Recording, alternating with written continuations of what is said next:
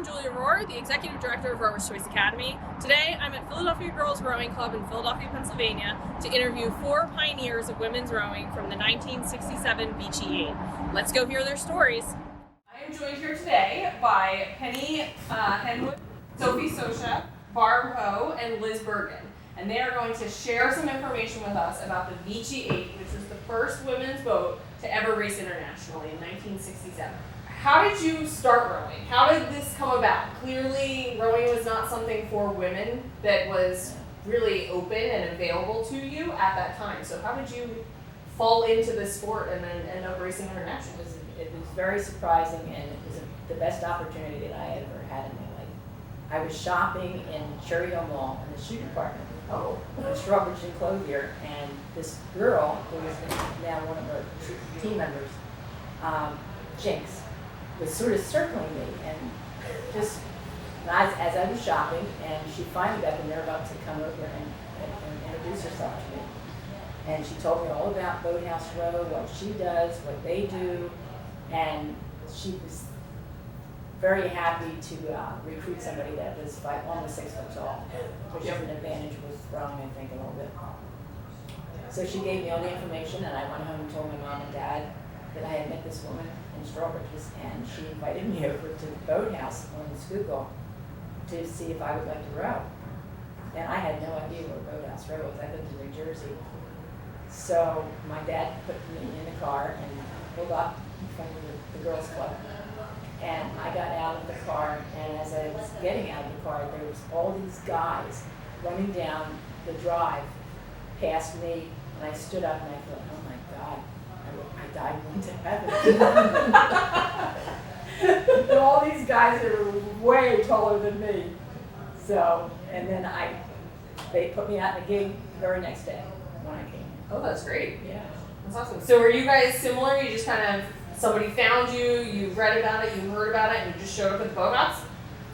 Yeah, a friend of mine was dating somebody from NAC, Tom Rafferty, and he said, I'll introduce you if you want, and he brought me over.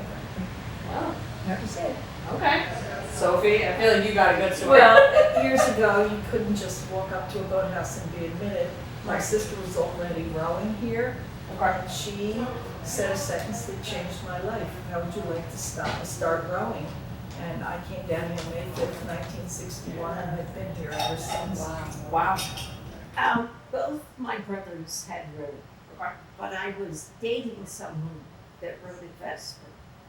And instead of waiting for him to come in off the water, he introduced me to someone from the girls' club. So I would come down here till he got off the water. Okay. So it gave you something to do while he was tootling around out there. Awesome. That's great. I mean, I think it's fascinating because you all have such different stories, which is, it's a unique way to kind of come to a sport, right? So when you were preparing for the race, you were preparing for the 1967 race in Vichy, France. Were you thinking of the impact that this was going to have in the future for women's rowing and making that a big presence, or were you more focused on just actually racing and getting it done and competing? We were just focused on improving our times, getting ready. There was no thought in our mind that there would be anything down the road that would make us unique at all. Yeah, that's correct. You weren't thinking about No. what our future generations going to think. We didn't even know No, where we didn't France even have was. a You didn't know what France was. Okay, great. The other thing we were thinking about was, when was there going to be another women's crew nearby that we could race? Okay. Because we would prepare for one big race a year, Right. the Nationals. Yeah. Right. And then, although when I stopped rowing, we were racing against Vesper in Yeah. the 70s. Oh, sure. And there were, Yeah. yeah. Then they Right. opened. Then our coach went to Vesper and started a women's crew at Vesper. What were some of the hurdles and the roadblocks that you all were facing when you were preparing to race internationally, or you were trying to even get there, or you were trying to get them to notice you and let you do this? Our first focus was the national race, and we focused on getting the very, very best time. And then We focused on getting here on time from our work, from our jobs, because we all took, I believe, public transportation to get here and be here at 6 o'clock every day. And then there was the money getting to and from the races in the US. And then when we had to go to France, we all had to scramble for money to get there. And we took our oars as carry-on baggage. Wow. And then That you could do that then. You Yes. can't do We that. all Right. took loans we, right, To go to we Vichy. all, right, it took me a year to pay it Mhm. off. And what else? What Oh, was yeah. the fourth I thing? alone, 2 loans. I forget what I said. So was it more of them just giving you permission, or was it more We of had to them- have permission Okay. to represent the US, yes. At that time, The guys got Yeah. new shirts. Right, got right. pins to trade. Oh, right. Right, We had they to gave rob- 2 patches. is Wow. what And we had a uniform. We had a white Waitress dress. waitress Oh, my dress, goodness. blue blazers. We had a red and blue scarves, and we had a red beret, and we marched with that outfit on proudly. And all the other teams, women's teams showed up in their sweats. sweatsuits. Oh. And we thought we could have had a sweatsuit. Yeah, right. Yeah, but you looked good. That's We really had to fabulous. make all that stuff ourselves. Yeah, We had that's our own right. patch on Yes, the we blazer. did. Everybody had their own blazer, and we said, I don't think I did mine, but somebody else did. Your mother did yours. No, but we did. That's Yeah. that's how it got put together. Well, times have changed. Times have changed. Yes. Do the women now get their outfits when they? Everything. Do they? Okay, good. Yeah. If we knew that we were making history, we would have paid more attention. You were there, and they had seen you race at other times, and that's why FISA was like, "Hey, come to Vichy and race." He hadn't seen us row before. No. No, but he knew we were national champs for the 2nd year in a row Okay. and said, why don't you come? Yeah. Now, the exhibition race, you have to understand, was a boat of men the same age as Tommy Keller, and the women beat them. So, you know, All right, that was the reason. Right. Yeah. You. And Proof remember yourself. when they pulled the boats together and we had to kiss one another? Oh my. Oh, Lordy. They didn't ask for our shirts, but They they were dancing next to me, so I got a Could you imagine if they did that today? No. But you know what? It was all in good fun. Yes, of course. Yeah. absolutely. It was wonderful. It was a Yeah. thrill Mm-hmm. to get on that boat, to get on that race course. Do you remember the No, Harvard no guys motor helped launches. us out with getting in the boat and wishing us well, and pushing us off the dock? Right. The It was, group of the guys from Philly were not allowed, were not supposed to talk to us. From Philly, From the Philly. Vesper boys. They were forbidden, so we made friends with the Australians because we spoke English. And the Right. Harvard Eight Yeah, was the the men's Harvard eight. Eight was the men's eight at that year. And you're Bart's friends still with friends someone from that age From that to this day. Yeah, Barbara. the coxswain, still a good friend. Spoke to him 2 days ago. Wow. That's great. But so, like, obviously the vibe with the U.S. was somewhat contentious depending on who you were talking to. Well, you know, the deal was that if you made out before the race, your strength would be gone. So that's why they were forbidden. Oh, got it. Okay. Who did? He's still with us. He was the one who put the ban up. That's right. I know. We were in an ice cream parlor in Vichy. Penny, myself, Joe Henry, who is now her husband, and whoever the So we're gonna talk about the next on there. fourth person was. We were having ice cream. And Dietrich Rose walked in and looked at the 2 men and said, either you leave now or you go home. Wow. Did they leave or did they? Yes. Yeah. Dietrich came over with the intention of being the coach, and he was only the trainer for the 64 Olympic crew. Okay. Mm-hmm. And then he went on training, but then the coach left and he picked it up. So then he was. Who was That's- the coach? Rosenberg? Al Rosenberg was the coach. Wow. So how did you guys feel on race day?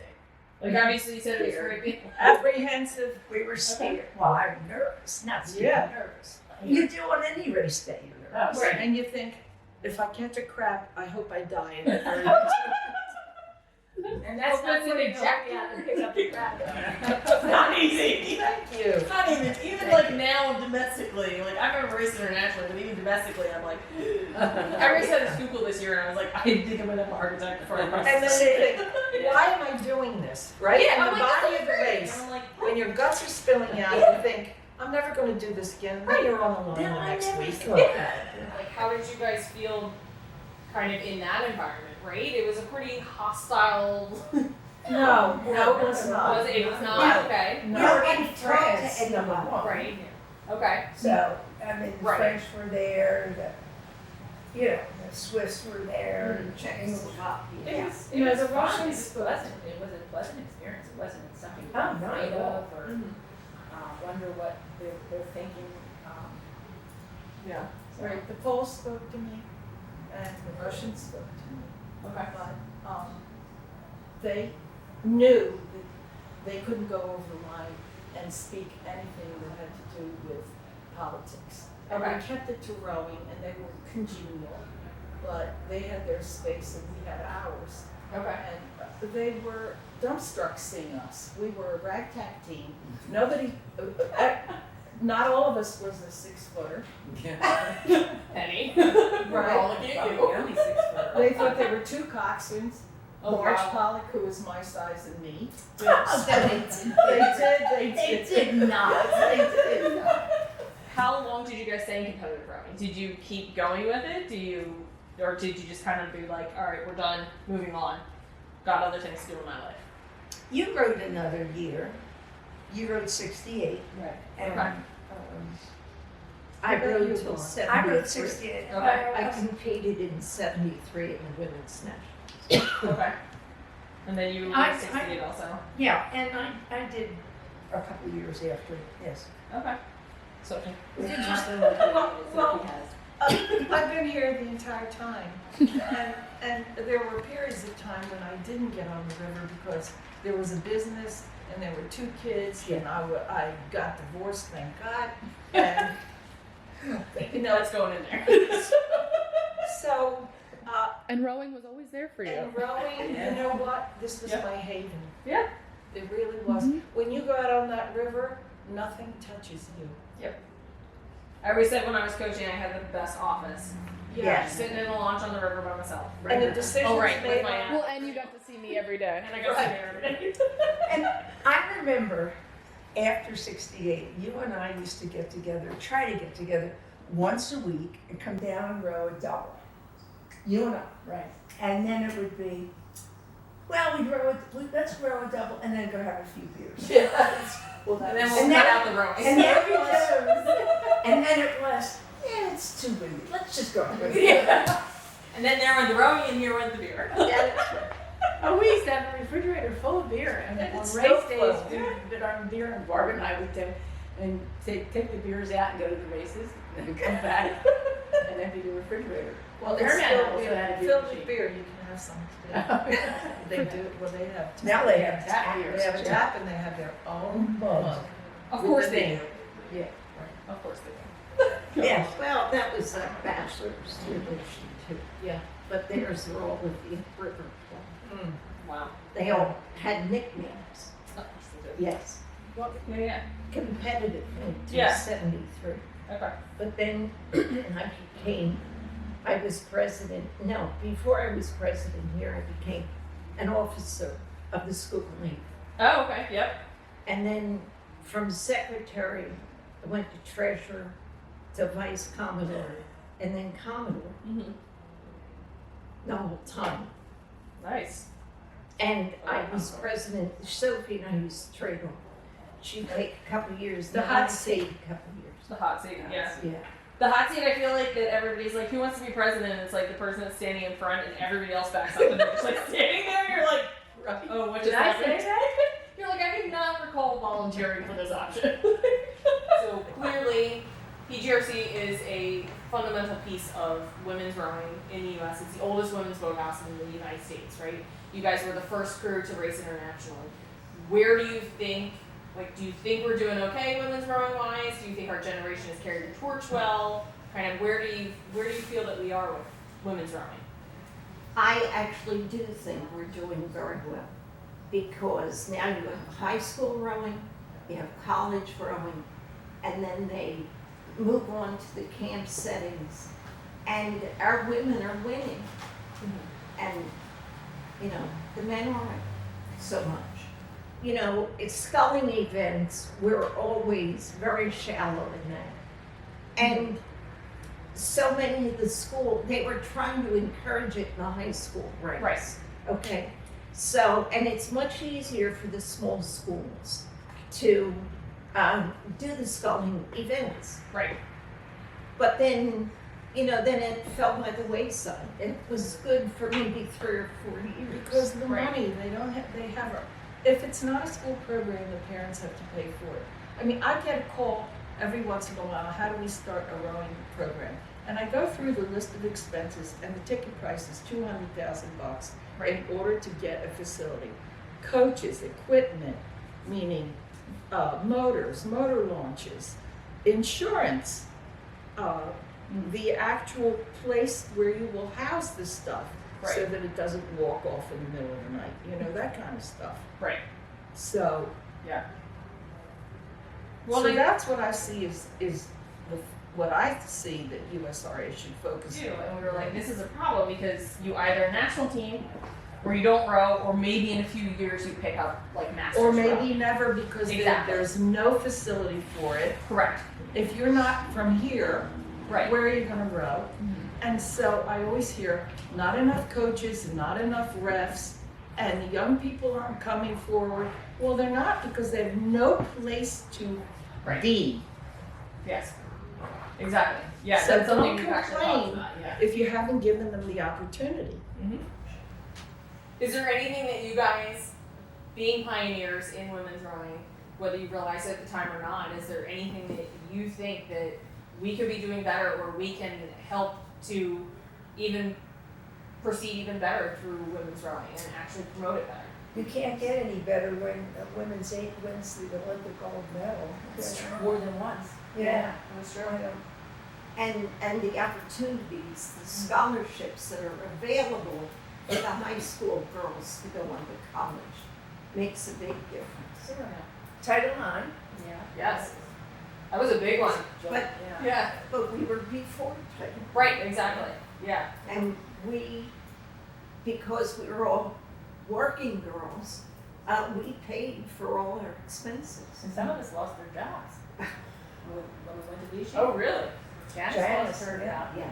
Wow. Worked in a bank and she was taking too much time off, so they let her go. She went to Vichy and came back with no job. Wow. It's sad though because times haven't necessarily changed that much. Because the national team now, it's very similar. They're not supported by the governing body. They're not financially supported. They have to make ends meet. It's very similar now. It's maybe not Well, as extreme, but It's no, I think it's on both sides. Yeah. Yeah, both sides. It's the same. Where even today, there's so many countries where they actually pay for and support their athletes so they can train and do well. And the United States doesn't do that. So clearly, it's one area that's not just the women's side that we need to be a little bit better in. So At least it's equal. that is true. That is true. When we were there, though, there was always that feeling that some of the European boats were being taken care of by the government. Yeah. Yeah, all the Eastern Bloc. Yeah, Yes. right. That's So- what we were up against here. When I talk to the people that come to the races, I hear them saying that they're going to stop rowing after. Right.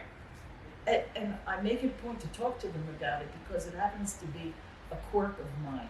They don't continue, they have no place to go. Right. Well, if you want to row sweep, you have to, I mean, Right. you could come here and scull if you were female. And the reason we You don't know, have, sweep it. you know why?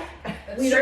got rid of the sweeping program because you can't get, first of all, this club focuses on women our age because we have our own money, we have our jobs. Right. If you have kids, no problem. But if 9 women have to lift a 300-pound 8, And it's then you not have to happening. have dedicated Right. cuts. And Right. they have to. It's been the Right. biggest thing. Yeah. The other Well, when we see that up, I mean, I'm a UBC member, and we have that coxswain problem all the time. Yeah. right. Like finding a coxswain sometimes is the hardest part of actually getting a boat out and rowing. Is And the actually amount of coxswain. time it takes, so that's why we go to sculling. Right. Because the quad, you can fill a quad. I Right. wish they had triples, but. I saw Penn Charter rowing a triple last night, actually. There's one on Yeah. at Undyne. Yes. Yeah. Yeah. I was like, all right. I think Bachelor's has one too. Yeah? Yeah. I feel like I saw What's one. an 8? Oh, there was one, Octopede. University Barge had. Oh yes, and we still have several that. We still have the octopod, but we Yeah. rarely row it. I raced it in like a mixed one, and I was like, whoosh! 1,000-meter masters like mixed Right. octuple, and I'm like, And the I'm time not sure is what's happening. 2 minutes and 30 seconds. Exactly. Right over the line. Yes. Oh my gosh, it was wild. The times. Goodness gracious. Oh, and I remember rowing it when they sprinkled Mr. Bear's ashes in the scuba. Oh yeah. So there were 8 of us in that boat, and it was like the stern floor and out floor. It was truly a seven note, and it was ridiculous. Like, oh, up there. You're like, I promise we've done this before. None of us had. Wow. I mean, not in the Right. Yeah. Yeah. I know. That's awesome though. Well, I mean, I appreciate you guys sitting here and sharing your stories with us. And I'm excited to kind of get this out there for Women's History Month and actually share your story and share your experiences so that younger generations, I know there's a lot of people that don't know your story. So I'm excited to be able to share that with them. So I appreciate Why don't we it. let